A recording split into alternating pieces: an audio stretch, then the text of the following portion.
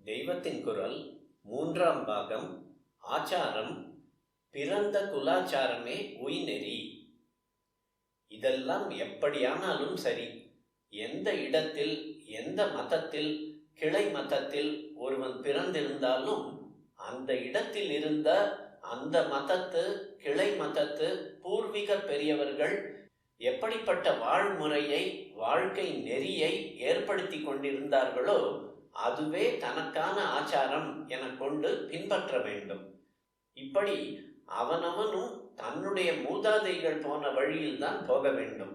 இல்லாவிட்டால் அவன் பதித்தனாகி விடுகிறான் என்று சொல்லி இருக்கிறது.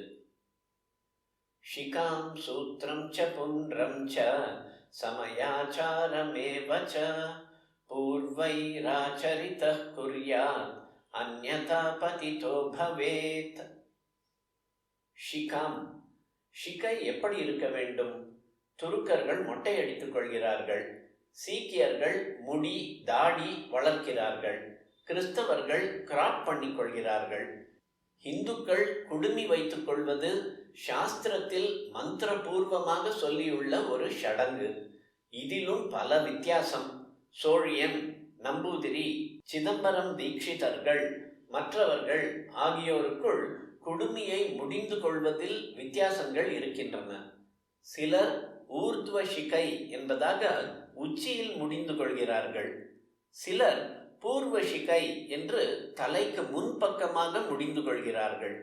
இவற்றில் நீ பிறந்த மரபிலே எப்படி ஷிகை வைத்துக் கொண்டார்களோ அப்படியே நீயும் பண்ணு என்று சாஸ்திரம் சொல்கிறது. ஷிகைக்கு அப்புறம் சூத்திரம் என்றது பூணூலை அல்ல. ஏனென்றால் பூணூல் விஷயத்தில் அத்தனை குலாச்சாரங்களுக்கும் ஒரே விதிதான். என்னென்ன அனுஷ்டானம் செய்ய வேண்டும் என்று விரிவாக கோடிஃபை செய்து ஆஷ்வலாயன சூத்திரம், ஆபஸ்தம்ப சூத்திரம், போதாயன சூத்திரம் என்றெல்லாம் தான் வெவ்வேறு பல சாஸ்திரங்கள் இருக்கின்றன. இவற்றில் நாம் பிறந்த குடும்பத்தாருக்கு எது சூத்திரமோ அதில் சொல்லி இருப்பவற்றையே எடுத்துக்கொள்ள வேண்டும். புன்றம் என்று சொன்னது நெற்றிக்கு இட்டுக்கொள்வதை. விபூதி, கோபி சந்தனம், நாமம், கரிப்பொட்டு இவற்றிலும் வெவ்வேறு வகைகள் என்று இருப்பதில் குலாச்சாரப்படி இட்டுக்கொள்ள வேண்டும். சமயாச்சாரம் என்பது மதானுஷ்டானம். ஹிந்து மதத்துக்குள் உள்ள அநேக சம்பிரதாயங்களுக்குள் நீ பிறந்திருக்கிற குடும்பம் எதை சேர்ந்ததோ அதற்கான ஆச்சாரத்தையே பின்பற்று. இந்த தேசத்தில், இந்த ஊரில், இந்த குடும்பத்தில் நீ பிறந்திருக்கிறாய் என்றால் இது தற்செயலாக ஆக்சிடென்டலாக நேர்ந்தது இல்லை.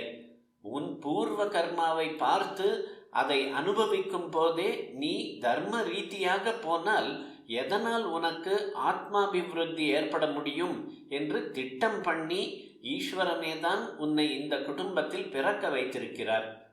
அதனால் அதன் சமயாச்சாரத்தையே நீ அனுஷ்டி. பூர்வைஹி ஆச்சரிதः குர்யாத் என்றால் உன்னுடைய பூர்விகர்கள் எப்படி பண்ணினார்களோ அப்படியே நீயும் பண்ணு என்று அர்த்தம்.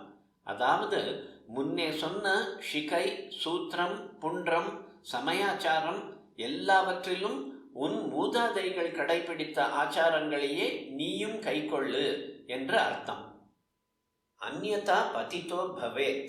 இப்படி செய்யாமல், அதாவது தன் குல முன்னோர் வழக்கை பின்பற்றாமல் வேறு மார்க்கத்தில் போனால், வேறுவித வாழ்க்கை முறைகளையும் வெளி அடையாளங்களையும் மேற்கொண்டால், அதாவது தன் மதத்திலிருந்தும் கிளை சம்பிரதாயத்திலிருந்தும் வேறொன்றுக்கு போனால் அப்படி செய்கிறவன் பதித்தனாகி விடுகிறான் என்று சொல்லி இருக்கிறது. பதனம் என்றால் விழுவது, பதித்தன் என்றால் விழுந்தவன் என்று அர்த்தம். அதாவது சன்மார்க்கத்தில் நடந்து போகாமல் அதோ கதியில் விழுந்து விட்டவன் என்று அர்த்தம். பாதிவிரத்தியத்தில் கற்பு நெறியில் தப்பாக போனவர்களை பதித்தை என்பார்கள். அதைத்தான் சறுக்கி கொண்டு விழுந்தவள் என்ற அர்த்தத்தில் சறுக்கி, சிறுக்கி என்பது. வழுக்கி விழுந்தவர்கள் என்று நவீன எழுத்தாளர்கள் சொல்கிறார்கள். இவள் புருஷனுக்கு துரோகம் செய்கிற மாதிரி ஈஸ்வரனுக்கு, பரமபுருஷனுக்கு துரோகம் செய்து கீழ் லோகத்துக்கும் இப்போதை விட ரொம்ப ஹீன ஜென்மாவுக்கும் விழுந்து விடுகிறவன் தான் பதித்தன். பூர்விகர்களின் ஆச்சாரப்படி செய்யாதவன் இப்படிப்பட்ட பதித்தன் ஆகிவிடுகிறான்.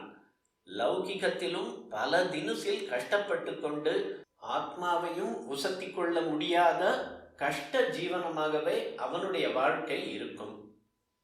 பகவான் நம்மை ஏதோ ஒரு இடத்தில் ஒரு சமூக தர்மத்தில் குலாச்சாரத்தில் பிறப்பித்திருக்கிறான். என்ன அர்த்தம்? புருஷனை அனுசரித்து பத்தினி கடைத்தேற வேண்டும் என்பது போல் ஜீவன் இவ்வாறு தனக்கு பிறப்பால் எந்த சாஸ்திரமும் சம்பிரதாயமும் ஏற்பட்டிருக்கிறதோ அதை அனுசரித்து ஸ்ரேயஸடைய வேண்டும் என்றுதான் அர்த்தம். மாட்டேன், இந்த ஆச்சாரப்படி செய்ய முடியாது என்றால் அது பதியை திரஸ்காரம் பண்ணுவது போன்ற பெரிய தோஷம்தான். இந்த சமயாச்சாரத்தை விட்டு இன்னொன்றுக்கு போவேன், வேறே மதத்தில் சேருவேன் என்றால் இன்னும் தப்பு. அது பதியை விட்டுவிட்டு பரபுருஷனிடம் போகிறது போல.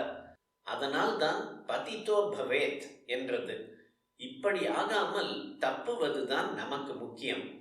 சீர்திருத்தவாதி ஏதோ இந்த லோகத்துக்கு இப்போது நடத்துகிற வாழ்க்கை உயர்வுக்கானவற்றை மட்டும் பார்த்து மதுரமாக சொல்கிறார் என்பதால் அதன்படி செய்து நரக விஷத்தில் போய் விழக்கூடாது.